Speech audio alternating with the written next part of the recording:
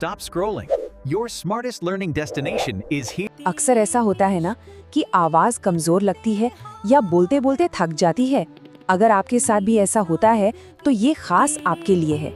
आज हम बात करेंगे साइंस पर आधारित कुछ ऐसे तरीकों की जिनसे आवाज को सच में मजबूत, साफ और दमदार बनाया जा सकता है। अच्छा, एक सवाल से शुरू करते हैं। क्या कभी ऐसा महसूस हुआ है कि दिल में तो बहुत कुछ है कहने को, पर आवाज ही साथ नहीं दे रही? जरा सोचिए, क्या इनमें से कुछ जाना पहचाना लगता है? जैसे आवाज का एकदम कमजोर सा लगना, या फिर थोड़ी देर बात की और गला थक गया। कई बार ऊंची पिच पर आवाज टूट जाती है या भीड़ में और माइक पर तो जैसे आवाज खो ही जाती है। अगर इनमें से कोई भी बात आपको अपनी सी लग रही है तो आप बिल्कुल सही जगह पर हैं। तो देखिए, सबसे पहले तो एक बहुत बड़ी गलतफहमी दूर कर लेते हैं। प्रॉब्लम खराब आवाज नहीं होती, ये तो बस एक मिथ है। असलियत ये है कि जो हमारा वॉइस मैकेनिज्म है, यानी आवाज बनाने का जो सिस्टम है, वो बस ट्रेन नहीं है। और सबसे अच्छी बात, इसे पूरी तरह ट्रेन किया जा सकता है। ठीक है, तो चलिए थोड़ा और गहराई में चलते हैं। पहले ये समझते हैं कि आखिर आवाज कमजोर होती ही क्यों है, इसके पीछे का सच क्या है। देखिए, मोटे तौर पर 5 वजहें होती हैं। पहली, सांस लेने का तरीका सही न होना। दूसरा, गले में बहुत ज्यादा टेंशन रखना। तीसरा, वोकल कॉर्ड्स को बिना वार्म अप किए इस्तेमाल करना।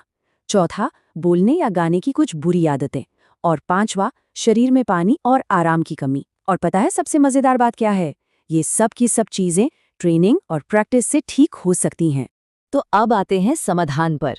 आवाज की पावर का जो असली सोर्स है ना, वो कहीं बाहर नहीं, हमारी अपनी सांसों में ही छुपा हुआ है। आपको जानकर हैरानी होगी कि हमारी आवाज की लगभग 40% पावर, जी हाँ 40%, सीधे सीधे सही तरह से सांस लेने से आती है। ये बहुत बड़ा नंबर है। मतलब सिर्फ अपनी ब्रीदिंग टेक्निक सुधार ली तो आवाज में जमीन आसमान का फर्क आ सकता है। तो सवाल ये है कि सही तरीका है क्या? देखिए, हम में से ज्यादातर लोग छाती से सांस लेते हैं, जो कि एक शैलो यानी उथली सांस होती है। हमें करनी है डायफ्रामेटिक ब्रीदिंग। बहुत आसान है, बस एक हाथ अपने पेट पर रखिए। अब जब सांस अंदर लें तो महसूस कीजिए कि पेट बाहर आ रहा है, और जब सांस छोड़ें तो पेट धीरे धीरे अंदर जा रहा है। बस इतना ही। और जानते हैं, रोज सिर्फ 5 से 7 मिनट की प्रैक्टिस से क्या क्या हो सकता है? आपकी वोकल स्टैमिना बढ़ जाएगी, आवाज में जो हल्का सा कंपन होता है वो खत्म हो जाएगा, और सबसे बढ़िया बात, आपकी आवाज का वॉल्यूम नेचुरली बढ़ जाएगा बिना जोर लगाए। तो एक बार जब हमारी सांस की ये नींव पक्की हो जाए, फिर हम कुछ ऐसी एक्सरसाइजेज पर काम कर सकते हैं जो आवाज को असली ताकत और कंट्रोल देंगी। शुरुआत के लिए सबसे सेफ और सबसे असरदार चीज है हमिंग, मतलब सिंपल गुनगुनाना। ये हमारे वोकल कॉर्ड्स के लिए एक जेंटल वार्म अप जैसा है। इससे गले का तनाव कम होता है और आवाज में क्लैरिटी आती है। करना कैसे है? बहुत सिंपल है। बस अपने होठों को आराम से बंद कीजिए और की एक लगातार आवाज निकालिए। आपको अपने होठों और नाक के आसपास एक हल्की सी वाइब्रेशन महसूस होगी। अगर वो हो रही है, मतलब आप बिल्कुल सही कर रहे हैं। बस बिना जोर लगाए इसे 2-3 मिनट तक करते रहिए। अगली चीज है रेजोनेंस ट्रेनिंग। रेजोनेंस का मतलब है आवाज में गूंज पैदा करना। यही वो चीज है जो आवाज को एक गहराई देती है, जिससे वो बिना चिल्लाए भी दूर तक जाती है। इसकी प्रैक्टिस के लिए म, न, ड़ इन ध्वनियों को बोलिए। इनके बाद आ, ए, ई, ओ, ऊ इन स्वरों को दोहराइए। बस एक बात का ध्यान रखना है, ये जो वाइब्रेशन या गूंज है ना, ये आपको गले में नहीं बल्कि चेहरे के सामने वाले हिस्से में महसूस होनी चाहिए। अब आते हैं पिच कंट्रोल पर। ये क्यों जरूरी है? ताकि जब आप ऊंचा या नीचा बोलें तो आवाज फटे या फिसले नहीं, आवाज में एक स्टेबिलिटी, एक ठहराव बना रहे। इसकी प्रैक्टिस भी बहुत आसान है। बस धीरे धीरे स्केल गाइए।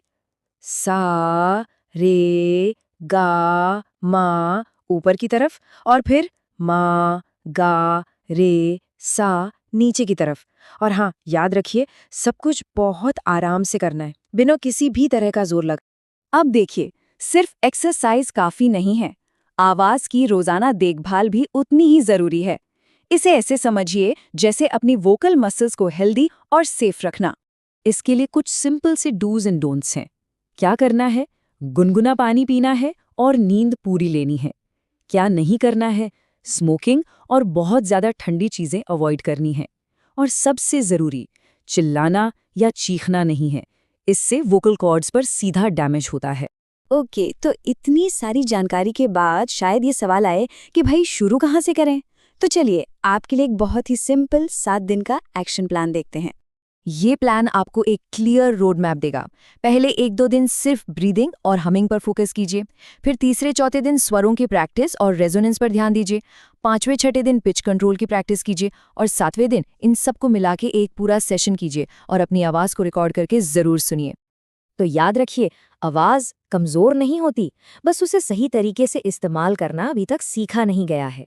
और सबसे अच्छी बात यह है कि अगर रोज़ सिर्फ 15 से 20 मिनट इन सही टेक्निक्स की प्रैक्टिस की जाए तो सिर्फ 2 से 3 हफ्तों में ही एक साफ फर्क महसूस होने लगेगा, सुनाई देने लगेगा। तो आखिर में एक सवाल, क्या एक ज़्यादा पावरफुल, कॉन्फिडेंट और दमदार आवाज़ के लिए दिन के 15 मिनट इन्वेस्ट करना वर्थ है? जवाब आपके पास है।